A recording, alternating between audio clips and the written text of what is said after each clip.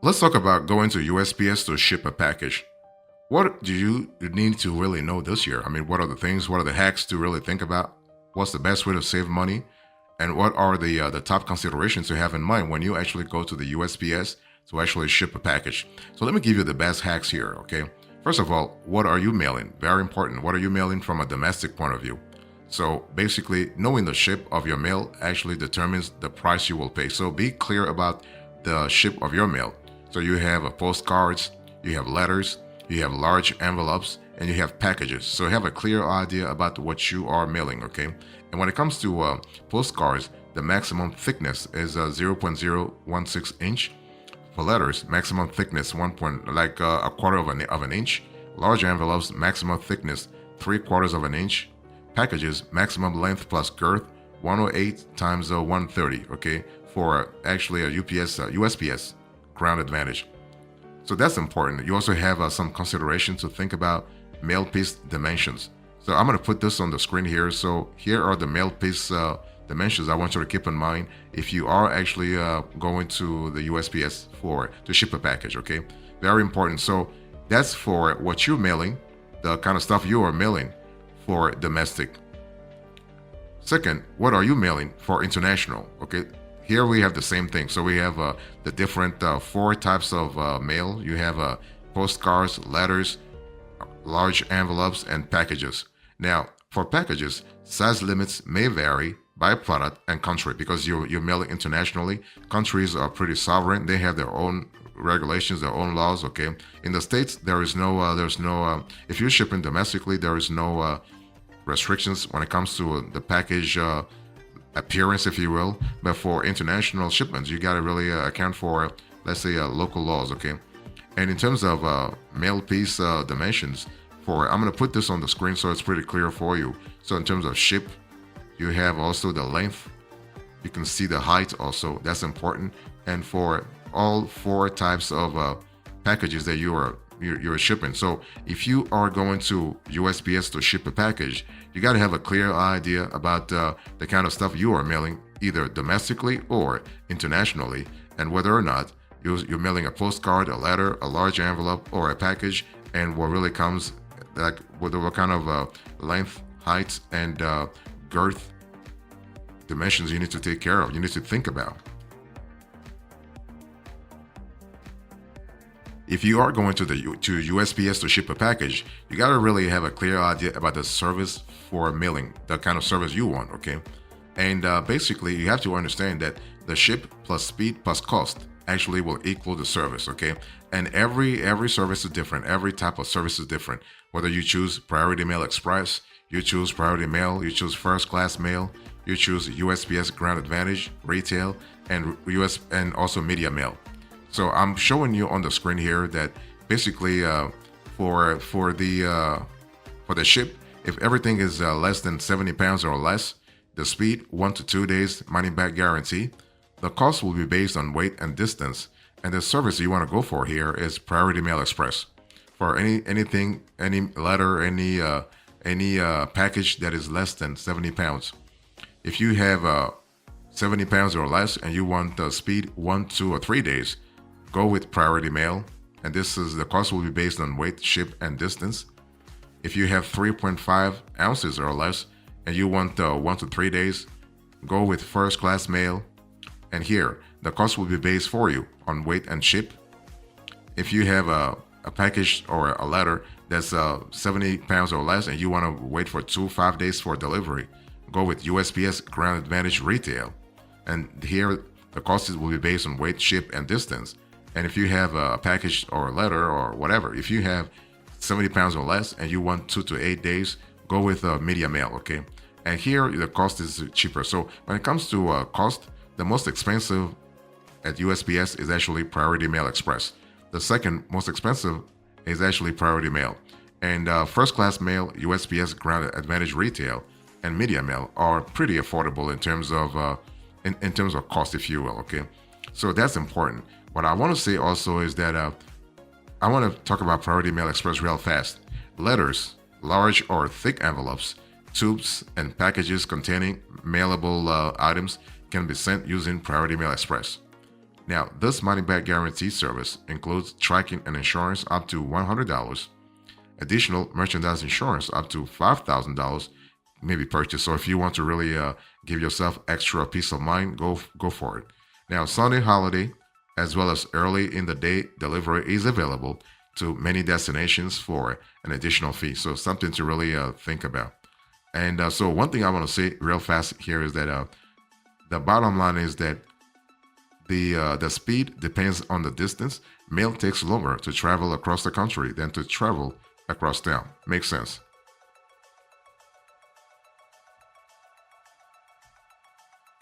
So let me talk to you about adding extra services. So if you're going to the USPS, let's say brick and mortar location to ship a package, think about adding extra services depending on the shipment you are actually sending. Okay, so you have for Priority Mail Express, you can have a proof of mailing, protection in transit, and confirmation at delivery. So that's totally possible.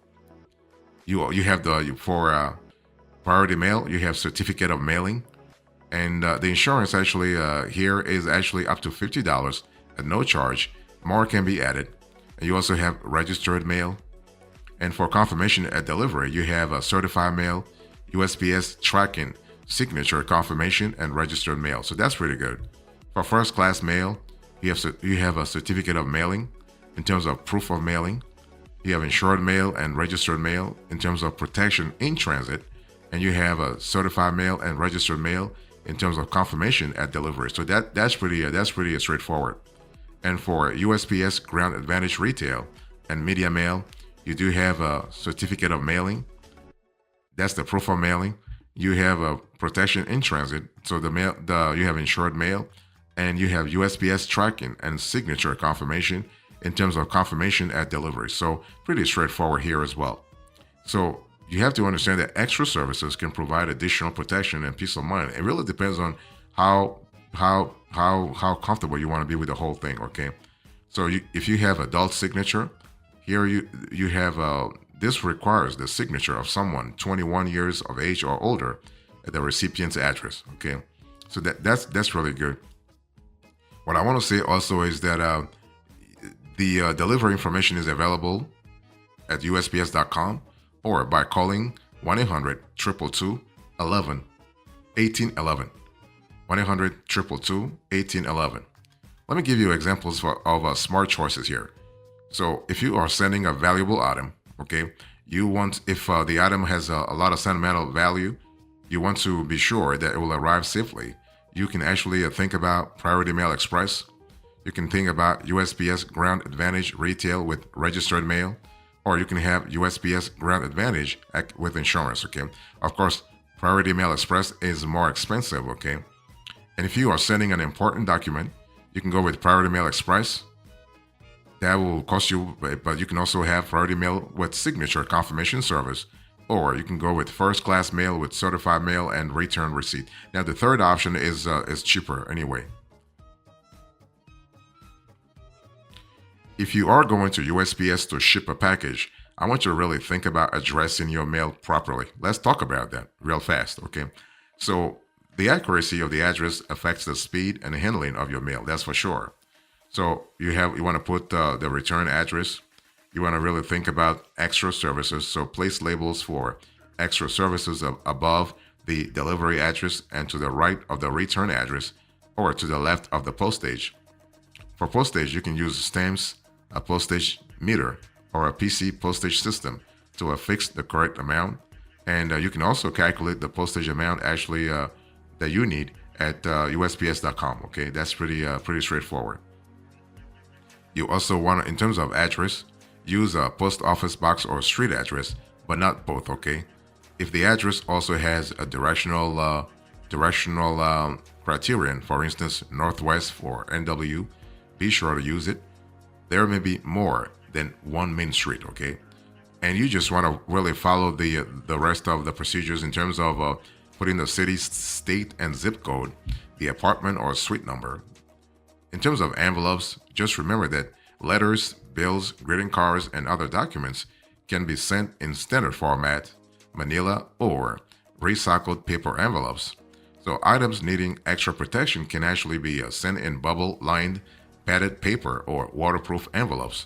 And the thing is that these envelopes, just be sure, these envelopes, along with stationery and prepaid first-class mail postcards and envelopes, can be purchased actually at the post office. So if you don't have it at home, that's fine, okay? And that's important. You can also have access to online shipping labels, not a problem. Now, preparing packages is a pretty straightforward process too. You can do it at the post office, or you can do it at home.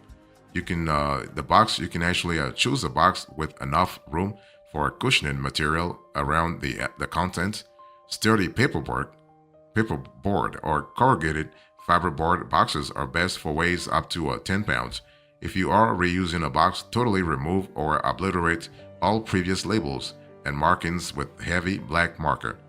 And where to find boxes, you can find boxes online at your local post office, or actually like on third-party sites. Just think about cushioning. Think about whether you're mailing a fragile item or a heavy item, okay? Think about sealing. Think about the return address. Think about extra services. Very important. And also think about drop-off, by the way, okay? Next, I want you to get evidence of U.S. citizenship. So if you're trying to get a U.S. passport, it just makes sense. It is logical that you get evidence of U.S. citizenship. So there are basically several types of evidence.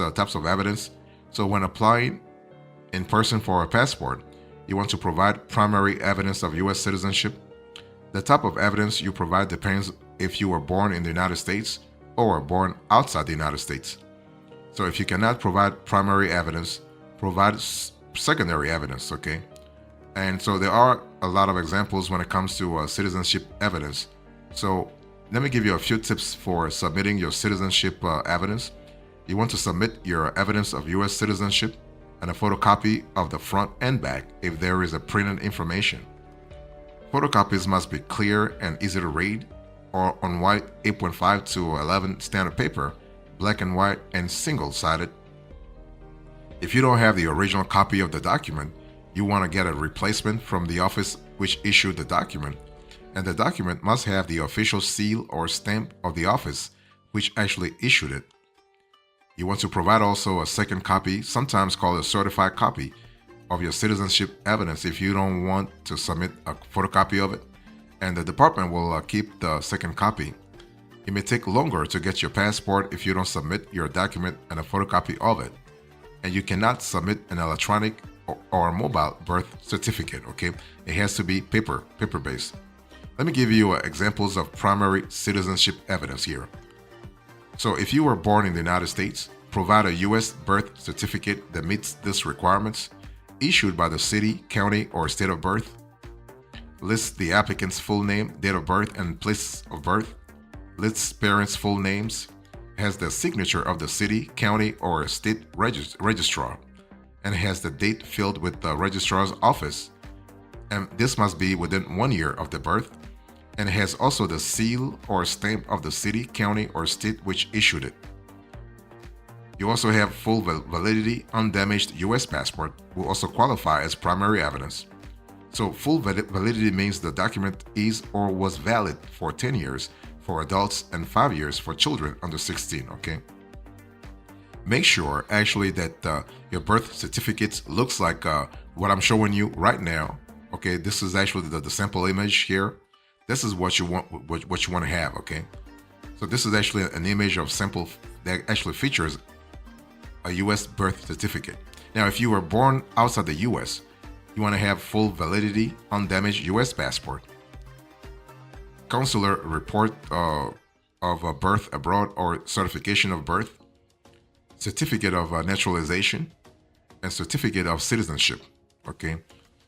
And you must also submit a delayed birth certificate or a letter of no record and early public records or documents.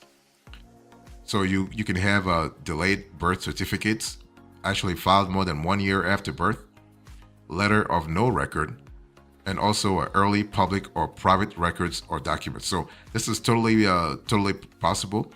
You can also request a file search. So when you apply for a passport, you should actually submit evidence of U.S. citizenship.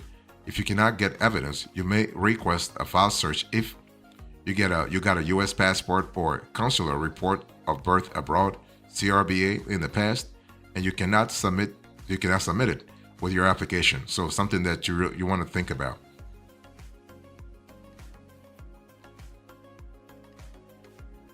Next, you want to show the department your photo ID. Okay, I think I went through the photo specs before, but it's important to understand that you need to have a photo ID. So provide a photo identification document when applying in person. If you are over age 18, you are a parent or guardian applying with your child. The ID must actually be a physical document, must include your photo, and must be issued by the government. Okay. And what you want to do here is that you want to bring the ID and a photocopy of the ID when you apply. So submit a photocopy of the front and back of each ID that you actually present when you apply. And your photocopy must be on white 8.5 by 11 standard paper in black and white and on one side of the paper. Do not decrease the image size. Don't actually play around. Don't play with the size at all. You may make the image size bigger under certain circumstances. So when I speak about primary ID, you just need to submit one. So valid or expired undamaged US passport book or passport card. I'm going to put this on the screen here, okay? You have an in-state, fully valid driver's license or enhanced driver's license with photo, certificate of naturalization, certificate of citizenship, government employee ID, U.S. military or military dependent ID, current valid foreign passport, matricula consular, Mexican consular ID. Okay, so that's important. You also have the green card, trusted traveler IDs, enhanced travel cards, and Native American travel photos ID. So you have a lot of possibilities there. Now you also have secondary IDs, so you need to submit at least two of this here. I'm going to put this on the screen once again. So out-of-state driver's license, in-state, out-of-state. So again, I don't have to go through the whole list, but you have an idea. So, but for this, you need to have two. Okay. What about applying out-of-state? If you apply out-of-state, you want to present an extra ID. It should really show as much of the following information as possible: your photo, the full name, date of birth, and document issuance date. Okay, so that's important from an accountability point of view to allow the authorities to actually trace your data properly. So when it comes to applying for a U.S. passport, let me give you a few hacks before we close to this conversation. You want to confirm that you actually meet the requirements. You want to fill out your form online and print it. Okay, do it online and print it. You want to get evidence of U.S. citizenship and a photocopy. So you want to have both. You want to get a photo ID and a photocopy also. You want to determine if there are some special circumstances. I mean, who knows? I mean, you might have some special circumstances. You want to provide a photo. You want to calculate the fees. The good thing is that the department has a pretty solid website that allows you to calculate fees real fast. And you want to find a location to apply, okay? And you want to track your status. Now, you have a lot of places that actually allow you to apply for a U.S. passport. You just have to make sure that you are actually at the right location, if you will, okay? So just apply. You want to apply in person if you actually are applying for your first U.S. passport, book, or card.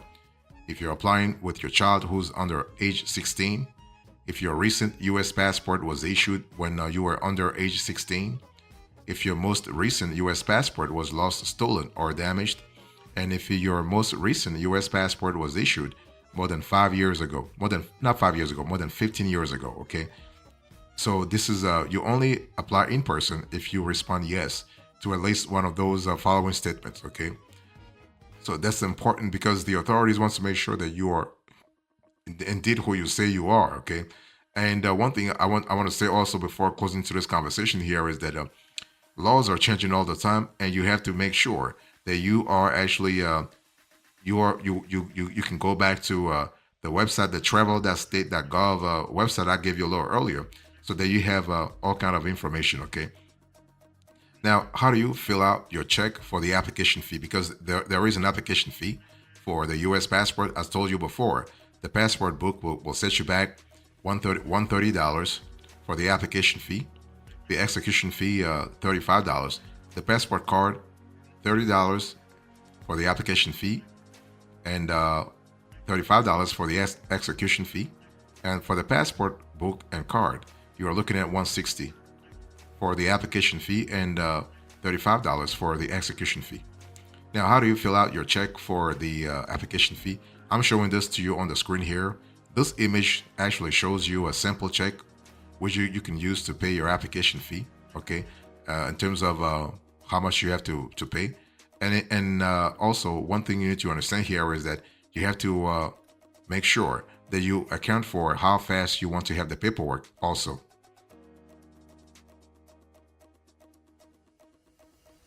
So the bottom line is to this conversation, I explained to you how to apply for a US passport. I give you the steps and finally the hacks and now the bottom line. In terms of steps, you want to fill out your form and print it.